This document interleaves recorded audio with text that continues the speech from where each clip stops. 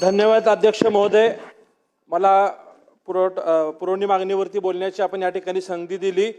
पाणी पुरवठा व स्वच्छता विभागाच्या पूरक मागणी क्रमांक Y2 एकूण बाब क्रमांक 432 पान क्रमांक 301 वर मी या ठिकाणी बोलण्यासाठी उभा आहे। सोलापूर शहराला दररोज पाणी पुरवठा होण्यासाठी मागील वर्षी हिवाळी अधिवेशनात समांतर जलवाहिनीला पूर्ण होण्यासाठी 89 कोटी रुपयाची मागणी मी त्या ठिकाणी केली होती। महाराष्ट्राचे मुख्यमंत्री देवेंद्र फडणवीस साहेब यांनी त्यांच्या 100 दिवसाच्या प्रोग्राममध्ये 89 कोटी रुपये मंजूर करून दिले आणि ती समांतर पाईपलाईन पूर्ण देखील झालेली आहे। परंतु पाईपलाईन पूर्ण झाल्यानंतर एक बाब अशी लक्षात आली की शहराला रोज पाणी पुरवठा करणं अद्याप शक्य नाहीये। फक्त जे पाणी नदीवाटी येत होतं ते पाणी आता पाईपलाईन वाटी येत आहे। काही भागाला 3 दिवस आड तर काही भागाला 5 दिवस आड पाणी पुरवठा होत आहे।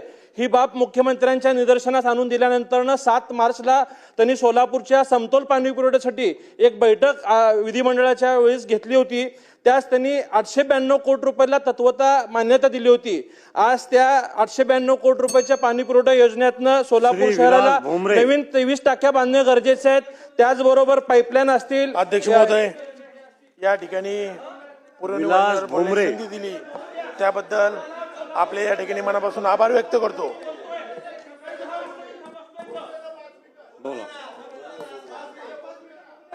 12 लाख सोलापूरकरांच्या पाण्याच्या प्रश्नासाठी बोलायला उभारलोय। सकाळी 10 वाजता आलोय। या ठिकाणी सोलापूर शहराची ही पाईपलाईनची कामं प्राधान्याने होणं गरजेचं आहे। स्वतः मुख्यमंत्री या ठिकाणी सकारात्मक आहेत। आज सुद्धा आम्ही मुख्यमंत्र्यांना भेटलोय, पालकमंत्र्यांना, आम्ही चीफ सेक्रेटरींना भेटलोय। त्यांनी आम्हाला असं आश्वासित केलंय की या 892 कोटी रुपयाचं टेंडर या 4-8 दिवसात लवकरच काढण्यात येईल। परंतु माझी शासनाला अशी विनंती आहे की प्रथम टप्पा असेल किंवा द्वितीय टप्पा असेल, या दोन्ही टप्प्यासाठी शासनाने निधीची तरतूद या ठिकाणी करावी, जेणेकरून या 892 कोटी रुपयाचं काम वेळेत पूर्ण झाल्यानंतर सोलापूर शहराला रोज पाणी पुरवठा होणार आहे। यासाठी या शासनाने प्रयत्न करावे। त्याचबरोबर नगर विकास विभागाच्या बाब क्रमांक 101 मध्ये मी या ठिकाणी मागणी करताय। सोलापूरचे ग्रामदैवत शिवोगी सिद्धरामेश्वरांचे जे अतिप्राचीन मंदिर आहे, हे अमृतसरच्या धर्तीवरती तलावाच्या मधोभागी आहे। हे लोकसहभागातनं 12व्या शतकात स्वतः सिद्धरामेश्वरांनी खोदून काढलेलं तलाव आहे।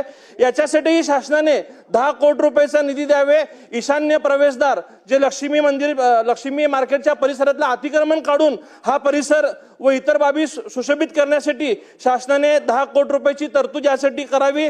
व महाराष्ट्र व देशातला जो धार्मिक भक्त सोलापुरात अक्कलकोट, पंढरपूर, तुळजापूरच्या दर्शनासाठी येतो, त्यांना सिद्धरामेश्वर मंदिराचा प्रसार होऊन अमृतसरच्या धर्तीवरती या मंदिराचा विकास होण्यासाठी मी मागणी या माध्यमातून सरकारला करतो। आणि आपण या